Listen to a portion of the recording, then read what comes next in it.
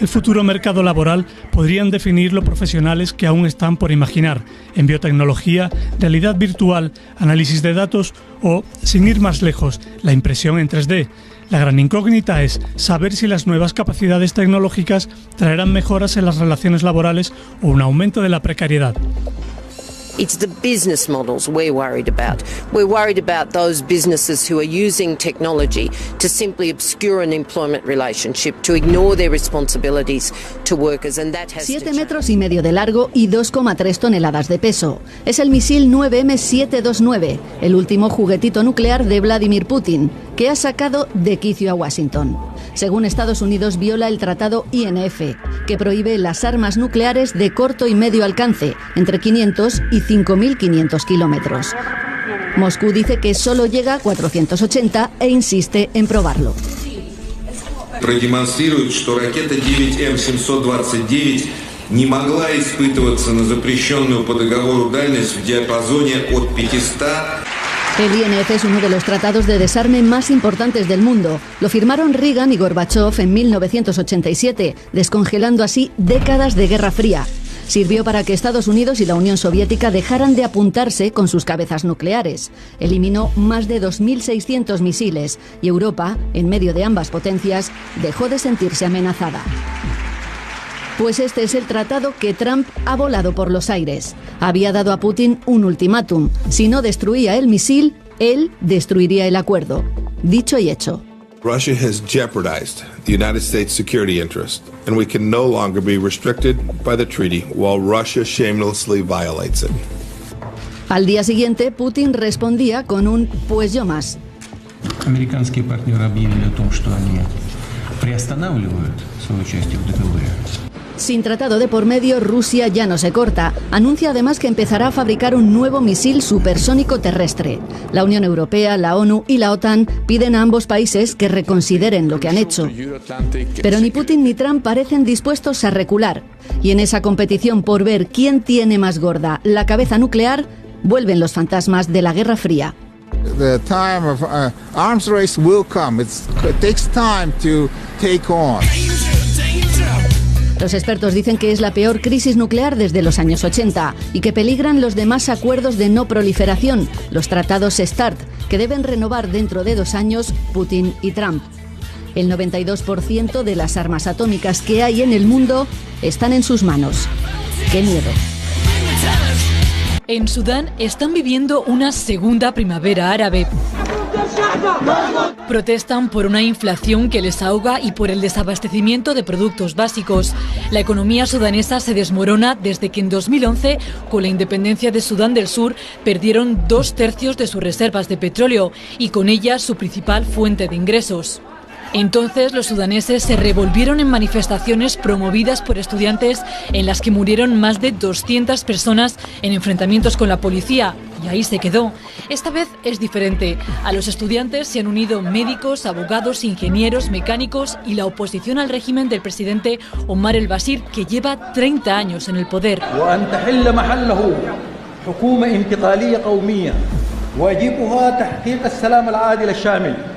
Los sudaneses llevan 8 semanas en la calle, algo insólito. El presidente el-Bashir ha decretado el estado de emergencia y la represión policial deja por el momento más de 50 muertos, manifestantes o no.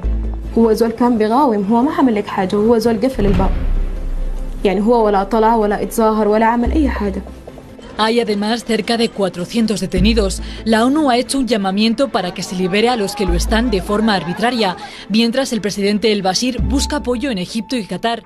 Si la revuelta prospera, el dirigente sería enviado directamente ante la Corte Penal Internacional. La Haya emitió una orden de detención contra él en 2009 por crímenes de guerra y de lesa humanidad en el conflicto de Darfur, al oeste del país, que Human Rights Watch califica de limpieza étnica. El dirigente sudanés intenta apaciguar los ánimos prometiendo en las zonas rurales llevar la electricidad y construir colegios. Pero en las ciudades, el-Bashir ha restringido el acceso a redes sociales como Facebook o Twitter. Internet, esa ventana al mundo a la que el-Bashir no quiere que los sudaneses se asomen. Es el Himalaya, el hogar de unos 50.000 glaciares. La mitad de ellos podría derretirse en 2100. Es la conclusión del informe del Centro Internacional para el Desarrollo Integral de las Montañas, realizado por más de 350 científicos. La razón, una vez más, el cambio climático. El aumento de temperatura de 2 grados será de 2,7 grados en esta zona. Y en el mejor de los casos, si cumplimos los compromisos del Acuerdo de París de mantener una temperatura media por debajo de los 2 grados, un tercio de su masa de hielo se derretirá. Las consecuencias afectarán a 250 millones de personas que viven en las montañas. Aumentará el caudal de los ríos, habrá inundaciones, destrucción de cultivos, poblaciones y es probable que estallen conflictos entre los países. ICIMOD cree que la primera medida que hay que abordar es reducir el número de centrales eléctricas que funcionan con combustibles fósiles y potenciar las posibilidades hidroeléctricas del Himalaya. 500 millones de hogares tendrían acceso a la electricidad.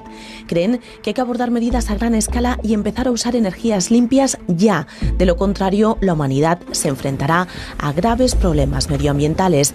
Aunque no todo son malas noticias, aseguran que tenemos el conocimiento y la tecnología necesaria para pasar a la acción. Solo hay que ponerse en marcha.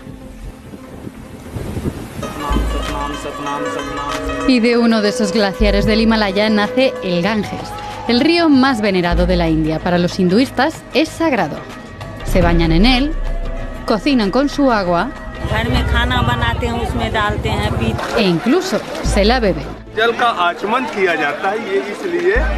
Puede que crean que en sus aguas está el néctar de la inmortalidad, pero desde luego purificada no está.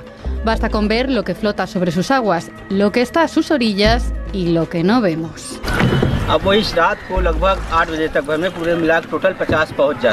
Y la toxicidad del agua se ha acentuado ahora en el Festival Kumbh Mela o el Festival de la Vasija, que se celebra cada 6 años. Participan más de 150 millones de personas y miles de ellas han acabado en el hospital intoxicadas. La India es uno de los países más contaminados del mundo. Tiene 14 de las 18 ciudades con más polución y a la cabeza está Nueva Delhi. Child born in Delhi today will smoke about 20 cigarettes on the day one of his life. Este bebé, solo por haber nacido en la capital, vivirá 10 años menos. La situación es muy crítica. El número de partículas peligrosas para la salud en el aire es de 15 a 20 veces superior al máximo que acepta la OMS. Según la organización, la India encabeza la lista de muertes de niños menores de 5 años por polución. It's killing millions. Para acabar con esta contaminación extrema, el gobierno indio ha creado el Programa Nacional para un Aire Limpio, cuyo objetivo principal es reducir las emisiones entre un 20 y un 30% para 2024. Es Svalbard, Noruega, y llevan 98 meses seguidos, más de 8 años, con una temperatura por encima de lo habitual. Se ha convertido en la zona del Ártico que más se calienta. Este enero las temperaturas fueron casi 5 grados más elevadas y en el futuro podría ser peor. Según un informe de científicos noruegos, la temperatura podría aumentar 10 grados. Los glaciares se fusionarán, el permafrost se derretirá, habrá inundaciones y avalanchas. Una amenaza para la supervivencia de plantas y animales y para la forma de vida de los pueblos indígenas. Los cambios en Svalbard son tan evidentes ya que deberían tomarse medidas inmediatas para detener el efecto invernadero, advierten los científicos.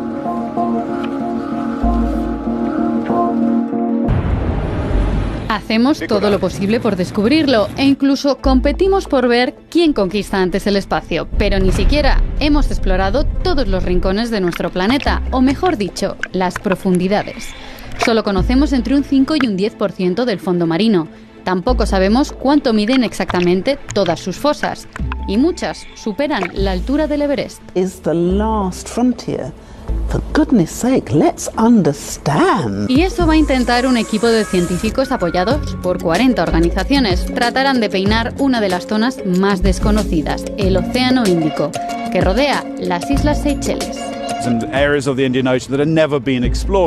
Existen muchas teorías sobre lo que puede haber ahí abajo, hasta quienes aún no descartan el hallazgo de sirenas.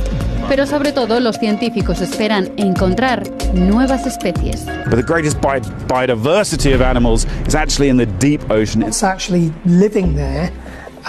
We don't know yet.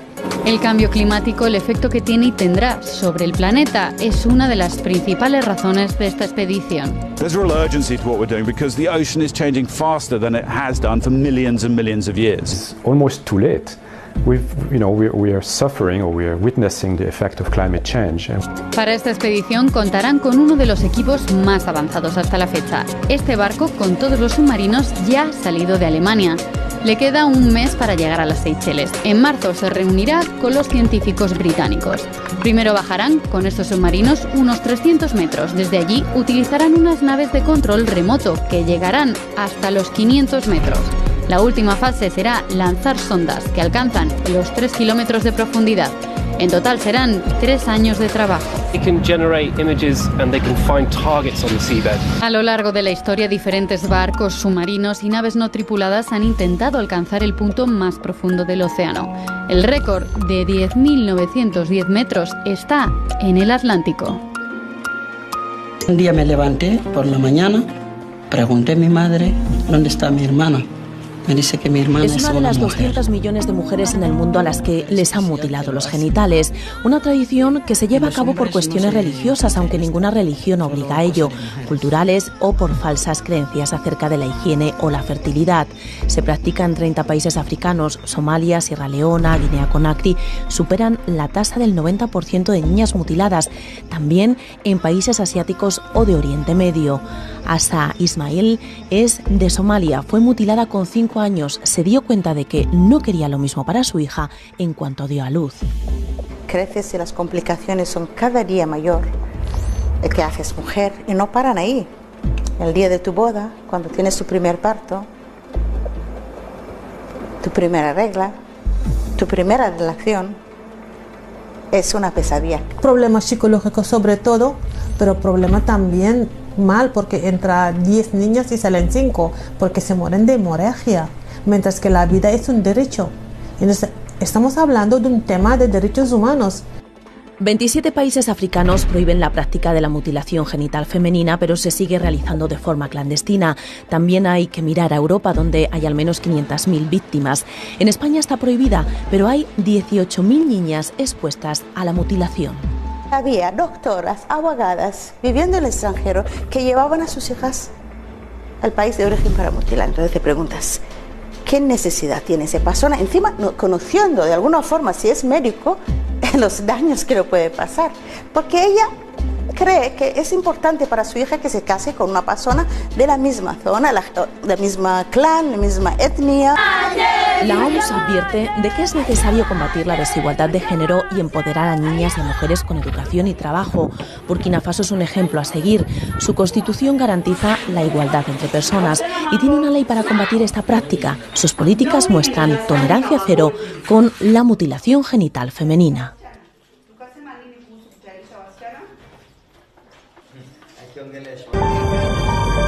La peor pesadilla podría no estar protagonizada por enormes o innumerables insectos.